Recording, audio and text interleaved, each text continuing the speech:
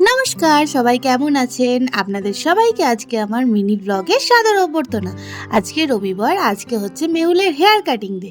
তো সকালবেলা আমরা একটু হালকা ফুলকা ব্রেকফাস্ট করে নিয়েছি। আর আজকে ব্রেকফাস্টে আমরা বানিয়েছিলাম ম্যাগি। সমস্ত রকম সবজিগুলো আমি আগের দিন রাত্রেবেলা কাটিং করে রেখে দেই, যাতে পরের দিন সকালবেলা হ্যাসেল ফ্রি থাকতে পারি। সবজিগুলো ভাজা হয়ে যাবার পর ম্যাগি মশলা দিয়ে জল ঢেলে দিয়ে ম্যাগিগুলো দিয়ে 2 মিনিটের জন্য ঢেকে দিয়েই রেডি হয়ে যাবে ম্যাগি। তো শীতের সকালবেলা এইরকম এক প্লেট গরম গরম ধোঁয়া ওঠা ম্যাগির সাথে ব্রেকফাস্টটা করতে কিন্তু ভালোই লাগে, কি বলেন আপনারা? তো ব্রেকফাস্ট সেরে আমরা গেছিলাম বাজার করতে। ওই সবজিপাতিগুলো একটু ফুরিয়ে গেছিল, তো দেখা হলো সেখানে একটা দাদুর সাথে। উনি গান করছিলেন, গায়ে একটা চাদর পর্যন্ত নেই। আহারে, বেচারার দিকে খুবই কষ্ট লাগলো, তাই যথাসাধ্য সাহায্য করলাম। মাছের বাজারে গেলাম, তো মাছ পছন্দ হলো না, কারণ আজকে তো পছন্দ হওয়ারই কথা না, কারণ আজকে হচ্ছে রবিবার, আমাদের হচ্ছে মাংস খাওয়ার দিন। তো গুটি গুটি পায়ে আমরা বাইকে করে চলে আসলাম বাড়ির দিকে। সঙ্গে কিছু ফলও নিয়েছিলাম। ওই আতাগুলো দেখে যে লোভ লাগছিল, তো লোভটা সামলাতে না পেরে নিয়েই নিলাম। আর মেহুল তো আতা খুব তৃপ্তি করেই খায়। তো দুপুরবেলা রান্না সেরে চলে এসেছি হেয়ার কাটিং করতে। অনেক কষ্টে শিষ্টে বেচারাকে রাজি করিয়েছি। ওই সামনের পনিটা একটু বড় হয়ে গেছিল, তো ওটা একটু জাস্ট সামান্য ছেটে দেবো। তো ছোট বাচ্চাদের চুল বড় থাকলে সামনের দিকে এই সামান্য একটু পনি করে দিলে কিন্তু খুবই কিউট লাগে, তাই না? তো এই যে মেহুলের ফাইনাল লুক। তো আপনাদের সবাই হেয়ার কাটটা কেমন লাগলো সেটা কিন্তু অবশ্যই কমেন্ট করে জানাবেন। বিকালবেলা আমরা একটু গেছিলাম ছাদে। ওর সঙ্গে সঙ্গে আমার অ্যাসিস্ট্যান্টও চলে এসেছে তার বাহনটিকে সঙ্গে করে নিয়ে। কারণটা সপ্তাহের একটা দুটো দিনই থাকে একটু খেলাধুলো করার, তাই না?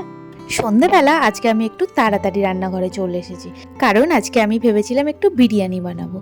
না, ওই নর্মাল বিরিয়ানি না, বানাবো হচ্ছে 65 বিরিয়ানি, যেটা আমি আগে কোনোদিনই বানাইনি। তো চিকেনগুলো সকালবেলা ম্যারিনেট করে রেখেছিলাম বলে ওটা এক সাইডে ভাজতে বসিয়ে দিয়েছি। অন্য সাইডে কড়াইতে একটু তেল দিয়ে কারি পাতা ফোড়ন দিয়ে আদা রসুন বাটা দিয়ে টমেটো কুচি দিয়ে আর নুন দিয়ে সেইগুলো নরম হওয়া পর্যন্ত অপেক্ষা করতে থাকলাম। এর মধ্যে আমার পকোড়াগুলো কিন্তু ভাজা হয়ে গেছে। তো এরপর ধনে গুঁড়ো, হলুদ আর লঙ্কার গুঁড়ো আর টক দই দিয়ে ভালো করে মিশ্রণটাকে কষিয়ে নিতে হবে।